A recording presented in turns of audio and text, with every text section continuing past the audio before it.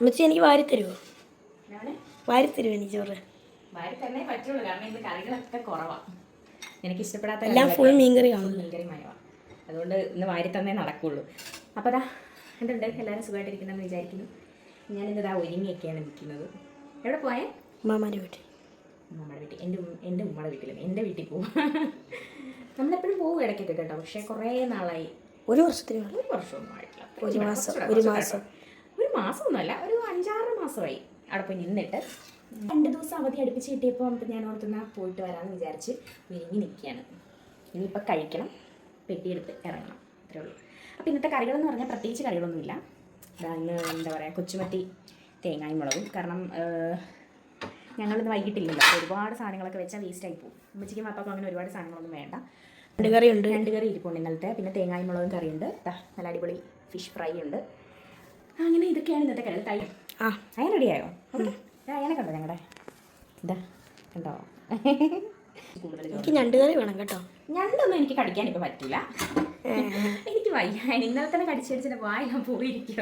ഞണ്ട് എടുക്കുന്നില്ലേ? ഞണ്ട് ഞാൻ എടുക്കുന്നില്ല, എനിക്ക് വേണ്ട. ഗ്രേവി എടുക്കാം, ഗ്രേവി എടുത്താൽ മതിയോ? മുള്ളുള്ളതാണോ? മുള്ളിപ്പോൾ മത്തിക്കൊക്കെ മുള്ളില്ലാത്ത മീൻ ഞാൻ ഇവിടെ പോയി ഉണ്ടാക്കാൻ, അല്ല പിന്നെ വല്ല കേരയൊക്കെ ആയിരിക്കണം മുള്ളില്ലാതെ കിട്ടാനായിട്ട്.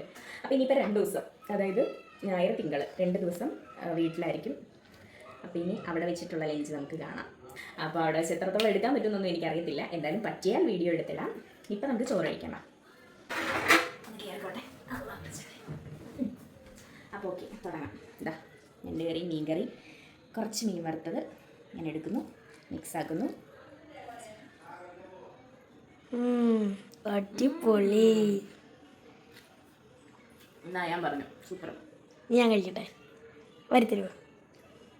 ദായാനോട് പോണേ.